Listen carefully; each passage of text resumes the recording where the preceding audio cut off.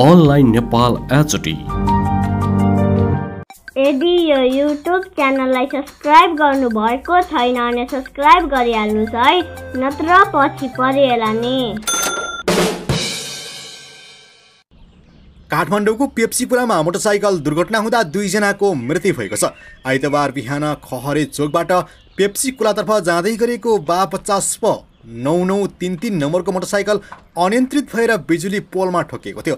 दर्शकबिन, तपाईहरू हाम्रो च्यानललाई कुन ठाउँबाट हेर्दै हुनुहुन्छ कमेन्ट बक्समा कमेन्ट गर्नुहोला। अनि रिपोर्ट सुरु गर्नुभन्दा पहिले अहिलेसम्म हाम्रो भिडियोलाई लाइक गर्नुभएको छैन भने प्लिज एक लाइक गर्नुहोला। लागौँ अब रिपोर्ट विस्तारमा। काठमाडौँको पेप्सी खोलामा मोटरसाइकल दुर्घटना हुँदा 2 जनाको मृत्यु भएको छ। आइतबार बिहान खहरे चोकबाट पेप्सी खोलातर्फ जाँदै गरेको 52 9933 नम्बरको मोटरसाइकल अनियन्त्रित भएर बिजुली पोलमा ठोकिएको थियो। दुर्घटनामा परेर मोटरसाइकलका सवार ओखलढुङ्गाको सुनकोशी 6 घर भएका 32 वर्षीय कमल आले अनि 21 वर्षीय गोपाल आले मगरको मृत्यु भएको उपत्यका ट्राफिक प्रहरी कार्यालय जानकारी दिएको छ। मृतक मध्ये एकजना चालक हुन्, तर कसले मोटरसाइकल चलाएको थियो भन्ने खुलेको छैन। दुर्घटनापछि उपचारको क्रममा ट्रमा सेन्टरमा उनीहरूको मृत्यु भएको हो। उनीहरू दुवैजना बौद्धको नयाँ बस्तीमा बस्दै आएका थिए। दुर्घटनाबारे प्रहरीले पर्भा काँडाघारी अनुसन्धान गरिरहेको छ। आज 16औं लोकतन्त्र दिवस विभिन्न कार्यक्रमको आयोजना गरी देशभर मनाइँदैछ।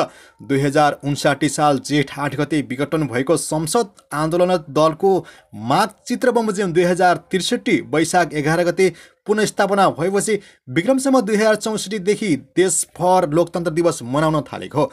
विक्रमसम्म 2059 असोजमा संसद विघटन भएपछि सशस्त्र द्वन्द्वका कारण निर्वाचन हुन सकेन। निर्वाचन नभएपछि राजा ज्ञानेन्द्र शाहले इच्छा लागेका मानिसलाई प्रधानमन्त्री बनाउने र हटाउने श्रृङ्खला चल्यो। राजा ज्ञानेन्द्रले लोकेन्द्र बहादुर चन्द, सूर्य बहादुर थापा र शेरबहादुर देवागरी 3 जनालाई प्रधानमन्त्री बनाउँदै हटाउँदै गरे। विक्रमसम्म 2061 माघ 19 गते राजा ज्ञानेन्द्र शाहको सत्ता आफ्नो हातमा लिएपछि आन्दोलनरत 7 दल र तत्कालीन सशस्त्र युद्धरत नेकपा माओवादी बीच 12 बुँदे समझदारी भएको थियो। विक्रमसम्म 2062 मङ्सिरमा 12 बुँदे समझदारीका माध्यमबाट 3 ध्रुवलाई विभाजन भएका राजनीतिक शक्ति 2 ध्रुवमा आएपछि आन्दोलनको गति लियो। 2062 फागुनदेखि पूर्व प्रधानमन्त्री एवं नेपाली काङ्ग्रेसका तत्कालीन सभापति गिरिजा प्रसाद कोइरालाको नेतृत्वमा सुरु भएको निर्णयले आन्दोलनको चैतमा ठुलो रूप लियो। नयाँ वर्षसँगै लाखौं जनता सडकमा आई चक्रपथ मानव सागरले भरिएपछि राजा ज्ञानेन्द्र दलहरूले मार्गचित्र सहमत भए। आन्दोलन देश दलले गरेको मस्यौदामा आधारमा राजा ज्ञानेन्द्रले वैशाख 11 गते राति संसद पुनर्स्थापनाको घोषणा गरी बैठक समेत आह्वान गरे। यसैले दल यस दिनका लागि लोकतन्त्र दिवस भनिन्छ। यो दिन गणतन्त्रको जगला रूपमा स्थापित भयो। 2063 जेठ 4 गतेको संसदले राजदरबारको अधिकार कटौती गर्दै राज संस्थालाई निलम्बन गर्यो।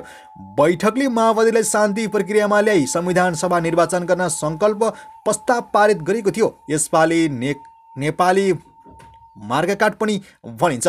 यसैको जगमा विक्रमसम्म 2064 चैत 28 गते नेपालको संविधान सभा निर्वाचन भयो। संविधान सभाको 2065 जेठ 15 गते बसेको पहिलो बैठकले 240 राज संस्थाको विधिवत अन्त्य गर्यो।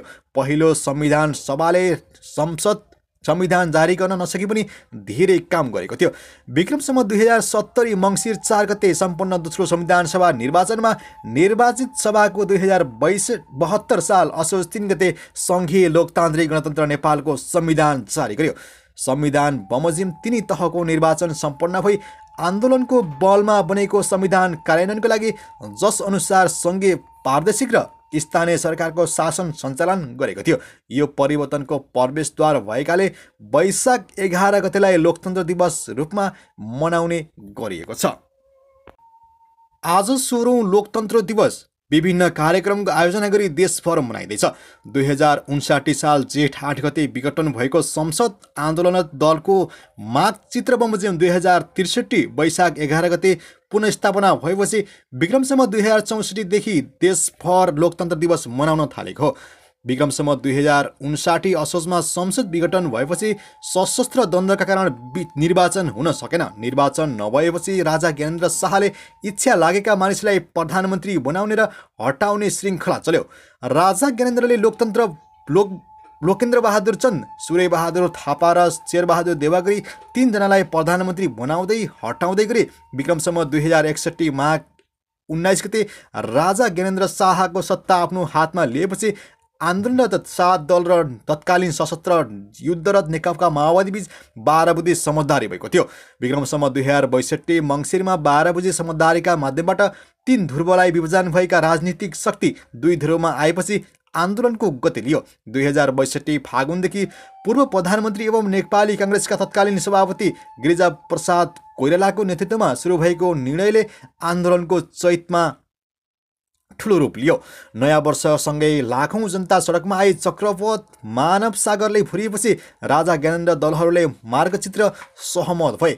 आन्दोलन देश दलले गरेको मस्यौदामा आधारमा राजा ज्ञानेन्द्रले वैशाख 11 गते राति संसद पुनर्स्थापनाको घोषणा गरी बैठक समेत आह्वान गरे।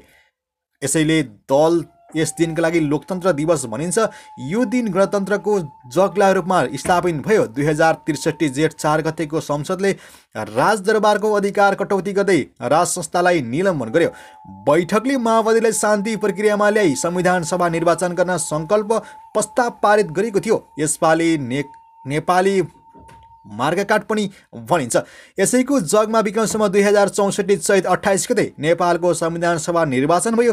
संविधान सभाको 2065 जेठ 15 गते बसेको पहिलो बैठकले 240 राज संस्थाको विधिवत अन्त्य गर्यो। पहिलो संविधान सभाले संविधान जारी गर्न नसके पनि धेरै काम गरेको थियो। विक्रमसम्म 2070 मङ्सिर 4 गते सम्पन्न दोस्रो संविधान सभा निर्वाचनमा निर्वाचित सभाको 2072 साल असोज 3 गते सङ्घीय लोकतान्त्रिक गणतन्त्र नेपालको संविधान जारी गर्यो। संविधान बमोजिम 3 तहको निर्वाचन सम्पन्न भई आन्दोलनको बलमा बनेको संविधान कार्यान्वयनको लागि जस अनुसार सङ्घीय प्रादेशिक र स्थानीय सरकारको शासन सञ्चालन गरेको थियो। यो परिवर्तनको प्रवेशद्वार भएकाले वैशाख 11 गतेलाई लोकतन्त्र दिवस रूपमा मनाउने गरिएको छ। आज 16औं लोकतन्त्र दिवस विभिन्न कार्यक्रमको आयोजना गरी देशभर मनाइँदैछ। 2059 साल जेठ 8 गते विघटन भएको संसद आन्दोलन दलको मार्गचित्र बमोजिम 2063 वैशाख 11 गते पुनर्स्थापना भएपछि विक्रमसम्म 2064 देखि देशभर लोकतन्त्र दिवस मनाउन थालेको हो। विक्रमसम्म 2059 असोजमा संसद विघटन भएपछि सशस्त्र द्वन्द्वका कारण निर्वाचन हुन सकेन। निर्वाचन नभएपछि राजा ज्ञानेन्द्र शाहले इच्छा लागेका मानिसलाई प्रधानमन्त्री बनाउने र हटाउने श्रृङ्खला चल्यो। राजा ज्ञानेन्द्रले लोकेन्द्र बहादुर चन्द, सूर्य बहादुर थापा र शेरबहादुर देवागरी तीनजनालाई प्रधानमन्त्री बनाउँदै हटाउँदै गरे। विक्रमसम्म 2061 माघ 19 गते राजा ज्ञानेन्द्र शाहको सत्ता आफ्नो हातमा लिएपछि आन्दोलनरत 7 दल र तत्कालीन सशस्त्र युद्धरत नेकपा माओवादी बीच 12 बुँदे समझदारी भएको थियो। विक्रमसम्म 2062 मङ्सिरमा 12 बुँदे समझदारीका माध्यमबाट 3 ध्रुवलाई विभाजन भएका राजनीतिक शक्ति 2 ध्रुवमा आएपछि आन्दोलनको गति लियो। 2062 फागुनदेखि पूर्व प्रधानमन्त्री एवं नेपाली काङ्ग्रेसका तत्कालीन सभापति गिरिजाप्रसाद कोइरालाको नेतृत्वमा सुरु भएको निर्णयले आन्दोलनको चैतमा ठुलो रूप लियो। नयाँ वर्षसँगै लाखौँ जनता सडकमा आए। चक्रपथ मानव सागरले फुरिएपछि राजा ज्ञानेन्द्र दलहरूले मार्गचित्र सहमत भए। आन्दोलन देश दलले गरेको मस्यौदामा आधारमा राजा ज्ञानेन्द्रले वैशाख 11 गते राति संसद पुनर्स्थापनाको घोषणा गरी बैठक समेत आह्वान गरे। यसैले दल यस दिनका लागि लोकतन्त्र दिवस भनिन्छ। यो दिन गणतन्त्रको जगला रूपमा स्थापित भयो। 2063 जेठ 4 गतेको संसदले राजदरबारको अधिकार कटौती गर्दै राज संस्थालाई निलम्बन गर्यो। बैठकले माओवादीलाई शान्ति प्रक्रियामा ल्याई संविधान सभा निर्वाचन गर्न सङ्कल्प प्रस्ताव पारित गरेको थियो। यसपालि नेपाली मार्गकाट पनि भनिन्छ। यसैको जगमा विक्रमसम्म 2064 चैत 28 गते नेपालको संविधान सभा निर्वाचन भयो। संविधान सभाको 2065 जेठ 15 गते बसेको पहिलो बैठकले 240 राज संस्थाको विधिवत अन्त्य गर्यो।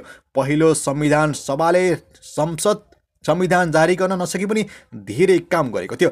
विक्रमसम्म 2070 मङ्सिर 4 गते सम्पन्न दोस्रो संविधान सभा निर्वाचनमा निर्वाचित सभाको 2072 साल असोज 3 गते सङ्घीय लोकतान्त्रिक गणतन्त्र नेपालको संविधान जारी गर्यो।